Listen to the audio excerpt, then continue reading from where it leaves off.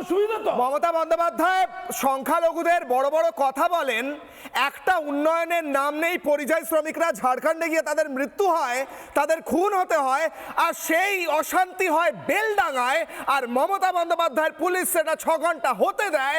তারপর মমতা বন্দ্যোপাধ্যায় গিয়ে বলেন এসআইআর এর নাম বাদ দেওয়ার জন্য হয়েছে। মানুষকে কি বোকা ভাবছে তৃণমূল? বলুন স্যার।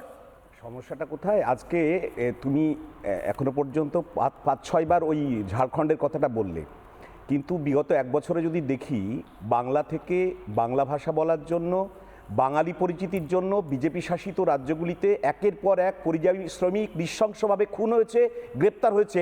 তখন সেই রাজ্যগুলোর কথা তুমি 5 বার করে, একবারও তুমি তারা গেছে কেন? আরে তুমি বলো কেন? এই যে ন্যারেটিভ তৈরি করো, পক্ষপাত দুষ্ট সংবাদ মাধ্যম, মিডিয়া, স্যার যেতে হয়েছে এইটা বন্ধ করো আগে। 1 নম্বর কথা। 2 নম্বর বিষয় হচ্ছে, স্যার যেতে দিয়েছে কেন? শোনো, মানে যেতে হয়েছে কেন?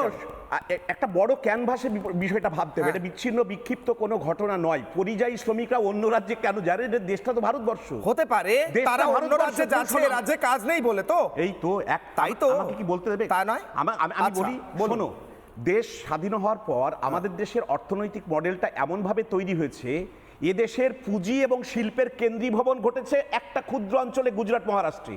আর উত্তরপ্রদেশ, বিহার, বাংলা, ওড়িশা, এই যে রাজ্যগুলো সস্তা শ্রমিকের বাজারে পরিণত করা হয়েছে একদম নীতিগতভাবে।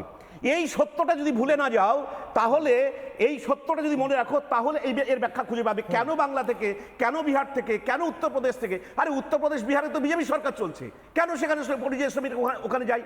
আর যারা পরিযায়ী শ্রমিকদের প্রতি এত দরদের কথা বলা হচ্ছে, লকডাউনের সময় যে হাজার হাজার শ্রমিককে পথ চলতে বাধ্য করা হয়েছে, রেলে কাটা পড়ে মারা গেছে, শুধুমাত্র 2020 সালের 25শে মার্চ থেকে 31শে মে পর্যন্ত 198 জন শ্রমিক তারা একদম সেম সাইড গোল করছেন। সরকারের ব্যর্থতার কারণে সেম সাইড গোল করছেন তো।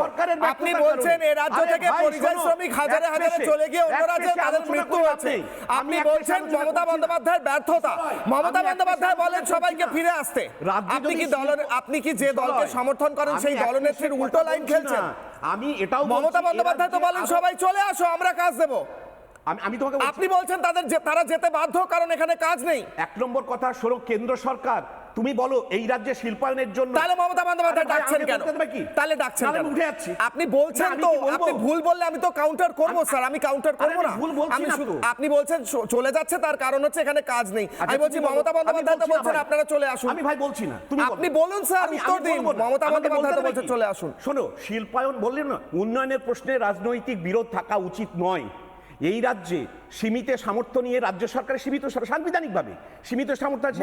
আমার প্রশ্ন হচ্ছে, বিজেপি 2019 সাল থেকে প্রথমে 18 জন, তারপরে 12 জন এমপি, তারা কেন্দ্র সরকারের কাছে কবার বলেছে পশ্চিমবাংলায় শিল্পায়ন দরকার? আমি উত্তর পেলাম না। হিংসা কেন 6 ঘন্টা হতে দেওয়া হলো? যাবে না কেন? আমি উত্তর পেলাম না কেন মমতা বন্দ্যোপাধ্যায় এসআইআর টেনে নিয়ে আনলেন। আমি উত্তর পেলাম না 6 ঘন্টা কেন এসআইআর মমতা বন্দ্যোপাধ্যায় বলেছেন এসআইআর এর জন্য হিংসা হয়েছে। মমতা বন্দ্যোপাধ্যায় বলেছেন, কেন বলেছেন? কেন 6 ঘন্টা হিংসা হতে দেওয়া হলো? দীপ্তাশ যশ ওনার উপর স্যার আমি আচ্ছা এক লাইন বলছেন স্যার। আমি পরিষ্কার করে একটা কথা গোটা পশ্চিমবঙ্গের জনগণকে বলছি, মাননীয়কে বলছি, যদি পরিযায়ী শ্রমিক বাংলাভাষী বলে এবং মুসলমান বলে অন্য রাজ্যে অত্যাচার হয়, সে দিদির ভাইয়ের রাজ্য হোক বা ডবল ইঞ্জিন রাজ্য হোক, যে রাজ্যই হোক, মাননীয়ের কি দায়িত্ব ছিল? মাননীয় দায়িত্ব, মাননীয় যেমন এই অমিত শাহর কাছে দৌড়েছিল, এই প্রতীক জৈনের বাড়িতে গেছে বলে 100 দিনের কাজের জন্য দিল্লি দৌড়েছিল, ওই রাজ্যের বিধানসভায় গিয়ে হামলা করতে পারতো তো, তার দলবল নিয়ে সেই রাজ্যে প্রতিবাদ করতে পারতো তো, সেখানে তো করে যেতে পারতো।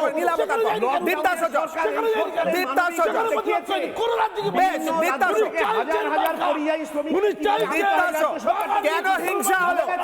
নানা ধরনের কন্টেন্ট দেখার জন্য লাইক করুন, শেয়ার করুন আমাদের ফেসবুক পেজ, সাবস্ক্রাইব করুন আমাদের ইউটিউব চ্যানেল। পাশাপাশি অন্যান্য ব্রেকিং নিউজের জন্য অবশ্যই চোখ রাখুন রিপাবলিক বাংলায়।